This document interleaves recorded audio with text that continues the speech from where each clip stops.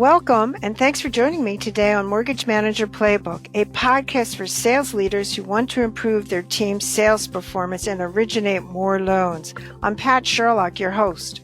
Today, I'm excited to have Rob Robertson talk about his latest book, which is Persevering Through Purpose. I love the book, and I wanted to have Rob on here to share his life story. It's an incredible story, very inspirational. Highly recommend all of our listeners to go out and go buy it. And certainly, Rob is well known within our industry. He's Senior Vice President of First Citizens Bank. Prior to that, he was with PNC, Wells, and several others. So, Rob, I'm excited to have you with us today. Pat, I'm excited to be here. The day after the Super Bowl, a lot has been going on. I was there for the Super Bowl festivities in the community, that is, and I'm glad to be back in the office. Well, I'm excited about the Eagles as a Philly girl, so I love to hear that. Was a great game, so I was glad that you were able to go there. It seemed fabulous even on TV. But let's talk about your book and why you were starting to share kind of why did you decide to write the book and talk about all that was involved with you putting your life story together. Well, it's funny, during my life, I've had several people tell me, hey, you should write a book. Some people said, hey, you should be a motivational speaker. I've even had someone, Pat, say, you should be a preacher. I said, no, I don't think I'm there. I've done some motivational speaking, and I still do that when asked.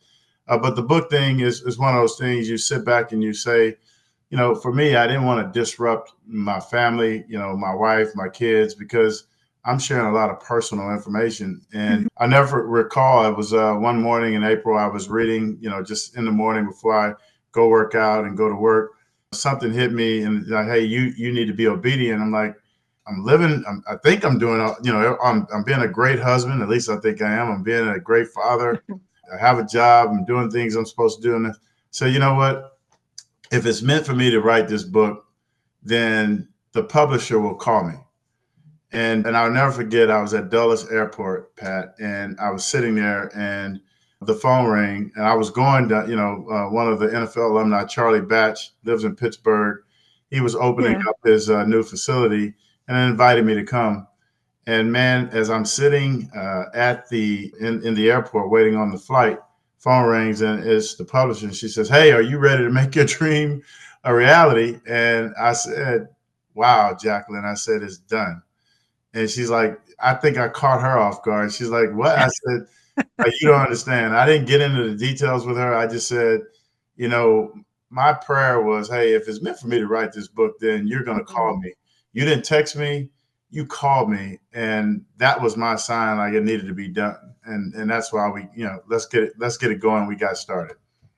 Well, I've known you for a while, and I didn't know all your backstory. So why don't you share with our listeners? You have an incredible story, and certainly your grandmother was a fabulous person, Madeira, and you can talk about her. But talk about your life before our world of, obviously, the mortgage side and your football career. I want to pause and thank you. I've always said, for me, when someone gives me the opportunity to share, especially and express my appreciation for my grandmother, this is the part of my life that I really appreciate. I wish I could go on Good Morning America. I'm putting it out there. One day I will, and share who Madeira is. So for me, listen, I want to say to all the listeners, first and foremost, I'm just a guy who is from Baton Rouge, Louisiana, that happened to put my story on paper. All of us have stories, right? I mean, life can throw us some curveballs. And I'll just say this.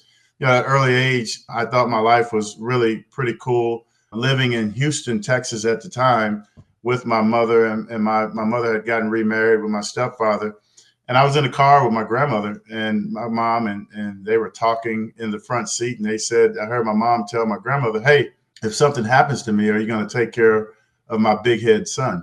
And my grandmother looked at her and laughed. And she said, hey, you're going to outlive me. You're going to be able to take care of your own big head son, right? And as they were talking, I said, hey, why are you guys talking about death? I said, can you change the subject? I was 10 years old, and they looked at me, and my mom laughed and says, hey, boy, be quiet. We all are going to go sometime. And that night, my dad, my stepfather came home. My mom was in this green dress, and he said, wow, my wife looks so good. We're not eating at home. We're going to dinner. And so we went to dinner that night. Everything was normal. We came home. And so my mom made me go to bed early. I was watching the Rockets game with my dad, and she said, "Hey, you got to go to bed early," and didn't explain to me that the school had called and I was supposed to receive a bunch of awards and trophies and certificates. And so she wanted her baby to be well rested. Well, I went to bed, Pat, upset, not knowing why she, made me go to bed early. And at 2:30 in the morning, I wake up and my grandmother said, "Call 911, call 911." And when I looked in the living room, my mom is there suffering from a massive heart attack. And that experience changed my life.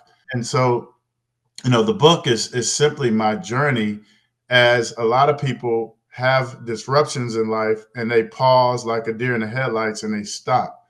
I'm Mm-hmm. just grateful that my grandmother was there at the time, Mm-hmm. and she decided to, hey, let me listen to what my daughter asked me, and she took me in. And I had to move from Houston back to Baton Rouge, Louisiana, where I was born, and that was a different life for me. I was the only child in Houston. I was around a lot of diversity, if you will, in Houston, and I moved back to Baton Rouge, and my grandmother could only afford to send me to the school that's close to her. And that's when I would just say a lot of things changed, from my family saying that I talked different to friends telling me I dressed and looked different. And I had a different life that I had to adapt to. So, Mm-hmm. So talk about, and I just remember, talk a little bit about your grandmother, because it was really, from my viewpoint, such a fabulous person. She was generous. She helped people. She worked all the time. I mean, I couldn't believe all the things that she did. And I remember that one story about you were looking to give a gift to your girlfriend at the time when you were in high school, and she went out and borrowed for you. I just thought it was an incredible story. So share some more about her. yeah, I mean, during that time, I first start off by saying she had a home where, again, it wasn't an expectation for me to move in with her. So, in order for her to bring me in, she had to add a room onto her house. And I'm always grateful for that, Pat, because her adding that room onto her house took sacrifice. It wasn't built properly. I just tell you, it was built with a flat roof. Whoever Yeah. did it just, I guess, did their best. I remember when she built that room, it was like she took a window off of her room. That was the way I entered into my room. And I'm not ashamed to say it. I mean, when it rained, I remember water flowing Yeah. down the walls. I remember a squirrel ended up living, something was in the roof. It wasn't a human being. And I laughed. It was one of those things where, I wanted to be grateful to her and let her know, like, hey, even though it wasn't built properly, I had to open the door to get air. I didn't have the AC, central AC coming through that room, but it was my room. It was my room that she built for me. I wanted to let her know that I appreciated that. And that was her sacrifice to me. And to your point, she sacrificed in many other ways, and I didn't know it Right. until later in life. And so the story you're asking about was, listen, we came from some very humble beginnings. My grandmother was a seamstress. She sewed dresses. She was on Social Security. She made candy and pies and things like that. Yeah. She actually taught me sales, at the church, when she would sell candy, and I would have to write the script to announce to the church, Sister Watson has pralines and pies at the church.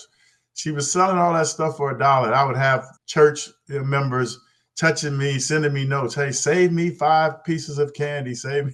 It was so Yeah. funny. And so I had to deal with the supply and demand of her candy and pies, right? And so, but I just remember this one time I was like this girl, high school sweetheart, and I wanted to buy her something, and I didn't have the money to buy it. And she knew it, and I told her. And she said, one day I came home and she said, hey, go look under your pillow. And so I walk in my room, look under my pillow, and there's $300. And she says, now go buy your girlfriend something for Christmas. And so, when I reflect on that, she sacrificed. It wasn't until I got in the NFL and I was able to do for her, and I was able to start to, I'll share, when I got into financial services and looked at her credit, and I'm looking at this Blazer Finance, and I'm like, what is that? And she said, that's the money that I borrowed for you. And I said, I looked at it and she was paying 19.99% interest. Now, Yeah. granted, Pat, I'm out of high school, I'm out of college, and she's still paying on that $300, right? Yeah. So I immediately paid it off. And I'll never forget when I went up to the place and I said, I just can't believe you would take advantage of an elderly person. And she just didn't know. And so, I Hmm. say that to, not to be embarrassed. I mean, I grew up, my family, they did the very best she could, but you know what? She did everything with character. She did everything with integrity. And that's what she taught me. She instilled in me. And those are the principles and the prayers that I'm living on today. So, Rob, talk about how sports was so important to you. You obviously were an excellent athlete early on, and then talk about that journey because I think it's very interesting, especially now that we've come off the Super Bowl, how hard it is to make it in the NFL and how short-lived it is. Yeah, I mean, Pat, that's a great question. It's funny you say that because I was sharing with my wife. We're sitting in the Super Bowl, and I said to Yeah, her yesterday, I said, I finally can watch it and not have this sick feeling in my stomach, because sure. a competitor, you want to compete. You're an athlete, and you desire to be out there. But now I've gotten older, I do not want to get hit, and I don't want no parts of it. So it's fun to watch. But I can say to you, and I'll say to the listeners here, you got to think about this. So there's 32 teams, and all those teams during the Hmm. off season, they are getting their bodies right, lifting weights, staying in shape, running plays, thinking about this, watching film for what we witnessed yesterday. And there's only two teams that can play in that game. And then after, the 60 minutes, there's only one team that's going to stand on the podium, that's going to have the confetti fall on them. And that's just like life, though, sometimes, Pat. So when you think about Sure. all the hard work that we put in and the things that we do for our families, for our kids, all we want is that confetti to fall on us in the end, whether that's you being married, whether that's a promotion, Sure. whatever that is. So football for me was a sport that I leveraged that one, it kept me out of trouble. I stayed on the course. It taught me teamwork, taught me resilience, it taught me tenacity, perseverance. And I was always, especially now as I've gotten older, you think about it, I started playing football at 7 years old. In fact, my stepfather is the one who put me in football. He wanted me to get tougher. And as I Hmm. grew and I moved back to Baton Rouge with my grandmother, that was my avenue, my outlet that I didn't have to deal with my circumstances at home because I was a star on the field. I knew that my team needed me in whatever capacity. Pat, it's funny, in the NFL, I played fullback, but I started off Sure. playing quarterback. I played kicker, punter, various positions. And it was fun being able to be that conduit for my team and being a leader. And so when I think about as a child, I played on the teams with the likes of Warwick Dunn, who is Hmm. great in the NFL. He still does some great things in the community. And think about some of the other guys that's gone on to the NFL and played. And when you reflect back on football, again, I just would leave you this analogy. It's like you got 11 guys, as professionals, but we started that journey as kids. We have to go in a huddle, we call a play, we have to break the huddle and execute the play, right? And Hmm. the reality of it is if one person messes up, sometimes we have to start over. But the Hmm. goal is we just want to get first downs to Hmm. ultimately get a touchdown.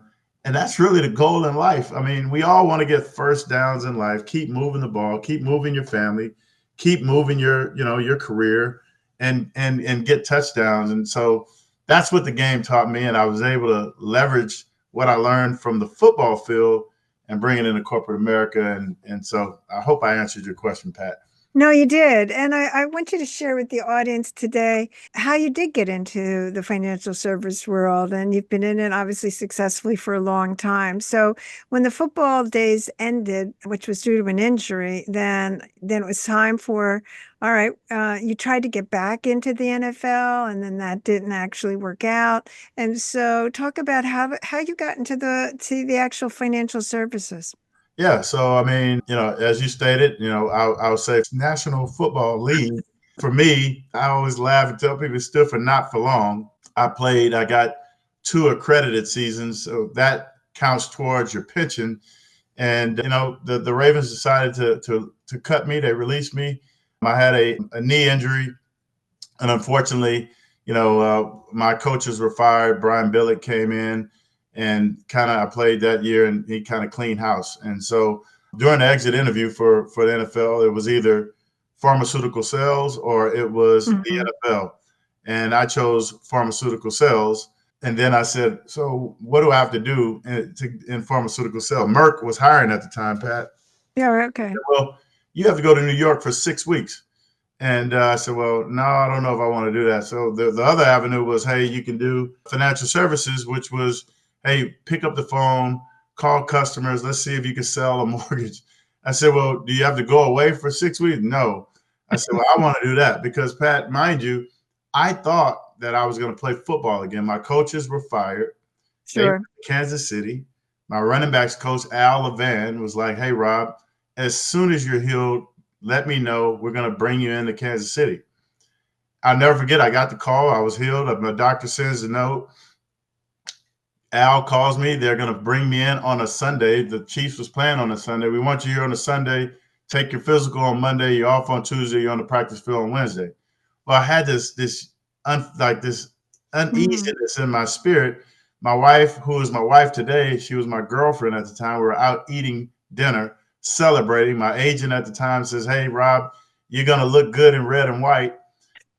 And back then, you didn't have the app to check your status of your flight. So I called the airlines, and they said my flight had been canceled. I said, well, who canceled it?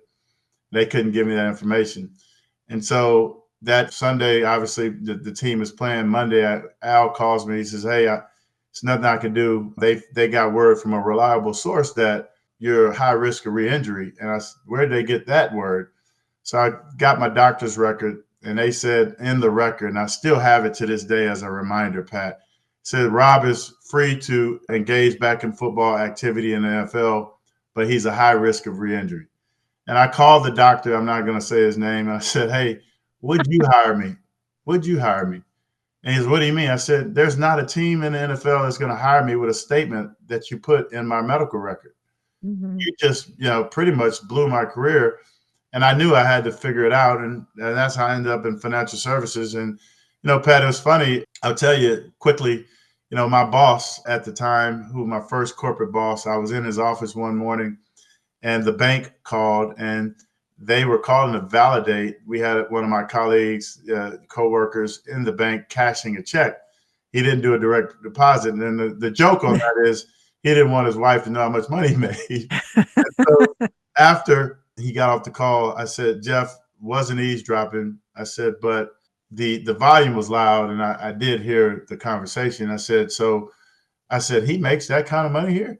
And he looked at me, Pat, and he says, Rob, I'm telling you, if you apply yourself, you could have a great living. And Pat, it was that day I got a sticky note, and I wrote a number on the sticky note and taped it to the bottom of my computer. And everybody that walked by my desk was like, Rob, what is that number? What does that mean? I said, that's how much money I'm going to make. I said, if that guy can do it, I know I could. And so it took, the tenacity, the competition from the football field, again, into corporate America. And then the rest was history. I started to excel. I, competed with my buddy. We held each other accountable, but I was in the tops in sales for 5 years in a row and did some things at, my former company that had never been done. I moved on to Atlanta, and my assistant at the time worked for the CEO. Her husband's job relocated him to Atlanta. She was my assistant, and then my business skyrocketed even more. And then I started hiring people, and we built out a platform in Atlanta. And I'll just say from there, the rest was history. I ended up going to Wells Fargo, went to JP Morgan, went to PNC, and now I'm at First Citizens, and very happy at the financial institution that I am here today, and just very grateful for my journey thus far. So, Rob, talk about if a lot of what you're talking about in the book, which is what I loved about it. You talk about hope and resilience a lot, and talk about what that means to you, and share with the listeners how that could be meaningful to them. Well, the title of the book is Persevering Through Purpose. I have to give this plug to my lovely wife of going on 23 years. Initially, Pat, for a while, I had the title of the book, Persevering Through Pain. And we were talking, and, I was going through the manuscript, and, you go through that process of writing a book. Sure. She said to me, Robert, I don't think it's been pain. It hadn't been painful, but it has been your purpose. And I was like, wow. I said, I like that. You're right. And then you study the words and what the meanings are. Like, this has been my purpose. And Rick Warren has a book, Purpose Driven Life. There's a lot Right. of different books out. I look at persevering through purpose. The word perseverance came from premarital counseling. So my wife and I went through premarital counseling with a few other couples. And there was a day that the couple was taking us through the course, and the men broke up from the women. We divided out. And so I'll never forget our premarital counselor. He said, hey, I need you guys have homework. And he says, your homework is you need to pick a word that will embody your family. He says, in fact, pick a word, and I don't want it to be nothing monetary. I need you to pick a word that will embody your family and study that word in the Bible. And boy, oh boy, Pat, when I did that exercise and I picked the word, my word was perseverance. And when you study the word in the Bible, perseverance brings patience. Patience brings hope, and hope brings proven character. And I want to reiterate that. Perseverance brings patience. Patience brings hope, and hope brings proven character. I took that word to my wife and I said, hey, this is the word. And she's like, are you sure you want that word? Like, it seems like our family, like we maybe have some hard times. And I said, no, let's really study the word together in the Bible. We studied the word, and we've embodied, this has been our life. And that's what I say, football for me, I think about it, I had to persevere. May not have played long, but I was there. And then I had to figure out my journey after football, which was tough. I had to go back to school, get my degree. And the team that I just left decided to go to the Super Bowl. Not only go, but they decided to win it. You talk about persevering, right? Then you think about, some of the persevering that I've had to go through in corporate America. I tell people, like, it hadn't been an easy road. Like, people might say, oh, this guy, this, that, and other. Like I said earlier, all of us have stories, and trust and know I have a story just like you have a story. But I've decided to persevere through my purpose. And my purpose has been leaving people better than I find them, Pat. It's been to stand on the shoulders of those who've gone before me. And there's people counting on me now to really hold them accountable and push forward during this journey called life, because we're all throwing curveballs here and there. And I always say you got to take the crooked balls with the straight balls, right? Everything won't be easy. And so that's persevering through purpose. So talk about, for our listeners, as we're really coming to the end, talking about what would be, and you really are talking about it now, what would be some of the advice that you would give to people? I tell people, like, a couple of things. One, like, it was amazing. I remember going through a transition in life, and I was reading a book, and the book wasn't reading the way I wanted it to read. It started off one way, and then I'm like, I don't want to read this, right? And the reason why I didn't want to read it, because it was really pointing toward my life, and it was putting a magnifying glass on things that I really needed to read, but I was like, I didn't want to read it at the time. Then I went and picked the book back up again, and I finished it. And the end of the book was what I really needed to hear, versus when I was in that moment that I was like, the magnifying glass was on me. I'm like, I don't want to hear that right now. And I would tell people, my biggest number one piece of advice would be, keep reading the book. And whatever that book is, that means keep sharing your story, stay on your journey, because where you are today gets you so much closer to where you want to be tomorrow. And sometimes in life, when we get those curveballs, when we get those hits, when we get those disruptions, people want to just pack it in and just stop, or they just want to freeze like a deer in the headlights. And when they freeze, we all know what happens to deer when they freeze in the middle of the road. They take those hits, and those hits in life come. And sometimes people do not put on their caution lights. And what do I mean by that? Pat, if you were to go out and drive right now, and I knock on wood, this is not going to happen to you, but if you had a flat tire, if you had something happen, what would you do? Sure. You pull over, you hit the caution light on your the button in your car to let people know you have a hazard. The lights will flash, and hopefully somebody will see you and will stop and be kind enough to say, "Hey, what do you need?"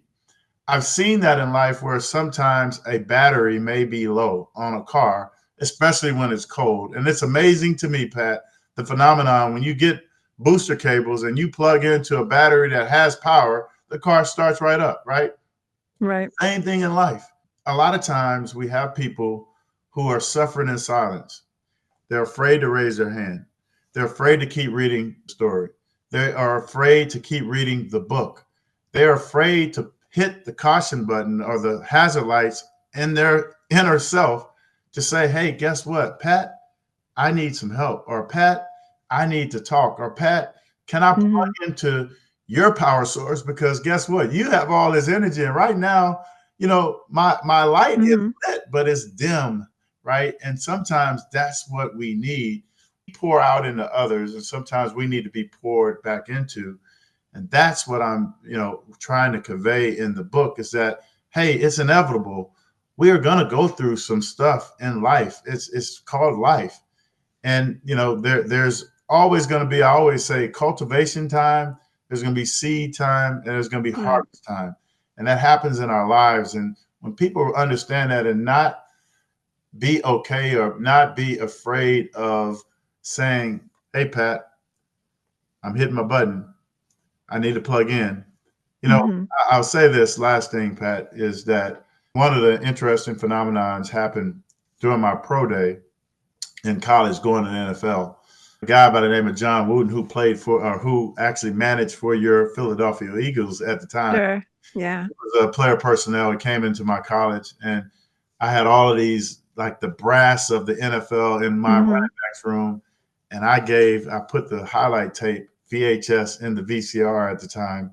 And I'll never forget, James hit eject and threw the tape back to me. And he said, Rob, we're not here because we want to see your highlights. We know you can play. That's why we are here. Pat, he said, we want to know, what are your lowlights? What are the things that you don't do so well? And so I've never forgotten that. And I'll say, it's in those low light moments that build a highlight reel. A lot of times we have people that look at these phones and all they want to do is look at me, look at me. But it's in those low light reels that Sure. build character, that build tenacity, that build resilience, that build hope. So, Rob, I loved your book. Why don't you share with everyone are listening today how they can purchase the book? Absolutely. If you want to purchase a copy of the book, you can get it in paperback, hardcover, or you can get it in electronic format on Amazon. You can just go to www.amazon.com, search Persevering Through Purpose, Rob Robertson, and it should be there. And I have to give myself this shameless plug, Pat. The great Dickie V, Dick Vitale, Yeah. posted my book on his Twitter or X account with his million followers, and it has just been amazing to see just the feedback and the commentary. And I really, really appreciate you, Pat, and I appreciate the listeners who may go purchase the book. I believe that feedback is a gift. So if anybody reads the book, please provide me with your feedback. I would love to hear it. Well, as I said, I can only say how great it was. And I thought it was fabulous. And I thought it should be a movie. I might see it as a movie someday. So maybe we'll see. It has all the suspense and all the lessons in life that we need to have. So I want to thank you, Rob, for joining us today. And certainly, if we'd like to talk mortgages with you, so how can they get a contact with you? Absolutely. Well, I'm on LinkedIn. So if anyone Hmm. wants to find me on LinkedIn and would like to talk mortgage and financial services, I'm all Yeah. ears. And please reach out to me and reach out to Pat. Pat knows how to get in contact with me as well. And Pat, you're always so humble. But I want to give you your flowers right now and just say Thank thank you. you. You have a lot of content that a lot of us listen to, a lot of us follow, and you've always been a great corporate citizen just for the work that you do. And I want to thank you. Well, I appreciate that. And our industry is a fabulous industry. So sharing all the good stories is kind of my mission. So I'm with you on that one. I want to thank our listeners. Certainly share our podcast with your friends and your colleagues. We certainly subscribe because we come out each week with a fabulous interview. And Rob's one today. Thanks so much, Rob. Thank you. Thanks for listening to Mortgage Manager Playbook. You can catch up on all our episodes by subscribing to receive each week a new show. Don't forget to share this podcast with your friends and team members. If you're looking to increase production, call me to discuss my prospecting sales training program, Ramping Up Realtor Referral Sources. Check out my website, www.patsherlock.com.